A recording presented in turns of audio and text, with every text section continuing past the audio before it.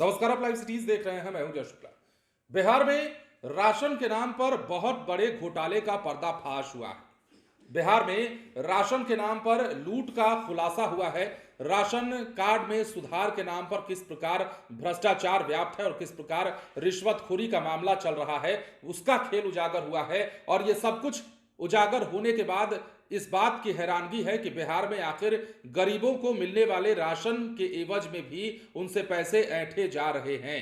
हालांकि राशन के दाम को बता करके नहीं लिए जा रहे, लेकिन किसी न किसी तरीके से कान को इधर से ना पकड़ करके इधर से पकड़ा जा रहा है और गरीबों के ऊपर हथौड़ा चलाया जा रहा है, उनकी जेब काटी जा रही है। लेकिन ये सब कुछ कैसे हुआ है और कहां हुआ है, कैसे इसका खुलासा हुआ है, वो आपको जानना चाहिए। खबर बिहार के मुजफ्फरपुर से है और मुजफ्फरपुर में एक बैठक का आयोजन किया जाता है। इस बैठक में इस बात का खुलासा हो जाता है कि राशन के नाम पर लोगों से वसूली चल रही है, राशन कार्ड में सुधार के नाम पर वसूली चल रही है, कम राशन वितरण किया जा रहा है, ऊपर से घटिया सामग्री का वितरण किया जा रहा है और इसके अलावा अन्य कई चीजें हैं जिससे कि लोगों को भ्रष्टाचार करने का मौका मिल रहा है। अब देखिए, जरा विस्तार से चलते हैं। तो मुजफ्फरपुर के कंपनी बाग स्थित टाउन हॉल में राशन कार्ड की अनियमितताओं और आपूर्ति व्यवस्था की खामियों को लेकर एक बैठक की गई। बैठक में अध्यक्षता जो है महापौर निर्मला साहू ने की। पार्षदों ने एसडीओ और जिला आपूर्ति अधिकारियों के समक्ष राशन डीलरों और सरकारी कार्यालयों में व्याप्त भ्रष्टाचार को उजागर कर दिया।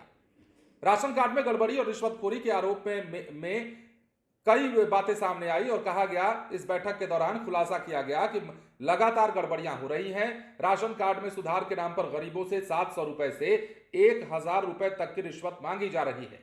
पार्षदों का आरोप है कि जब वो इस भ्रष्टाचार की शिकायत करते हैं तो अधिकारियों का रवैया टाल मटोल भरा होता है और वो इसे नजरअंदाज कर देते हैं।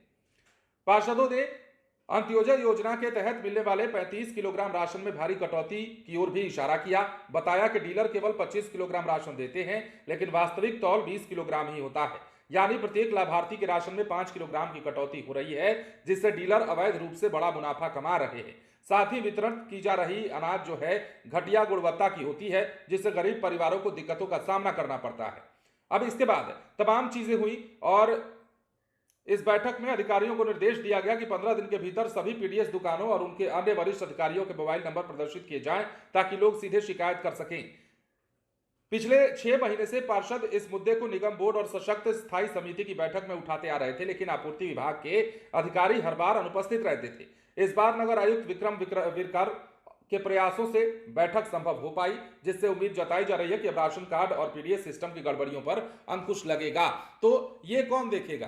पीडीएस डीलरों की जो गड़बड़ियां हैं, पीडीएस डीलरों के यहां जिस प्रकार लापरवाही की जाती है, जो भ्रष्टाचार किया जाता है, जो मुनाफाखोरी और जमाखोरी का खेल चलता है, उसको कौन देखेगा? और यही कारण है कि मुजफ्फरपुर की हम बात कर लेते हैं। चलिए, वहां बैठक हो गई और सबसे बड़ी बात जानते हैं क्या है?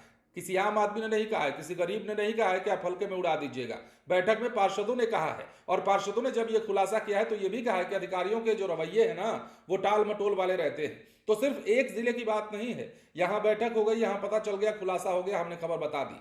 जी नहीं, ये बिहार के तमाम जिलों में जांच का विषय है। ये होना चाहिए और इस पर अंकुश लगना चाहिए, क्योंकि ये राशन गरीबों को दिया जाता है और इस राशन में अगर कटौती की जाएगी, इस राशन की गुणवत्ता पर सवाल उठाया जाएगा या उठेगा, तो समझिए कि गरीबों के घर में क्या पहुंच रहा है। अनाज के नाम पर जहर खिलाइएगा क्या?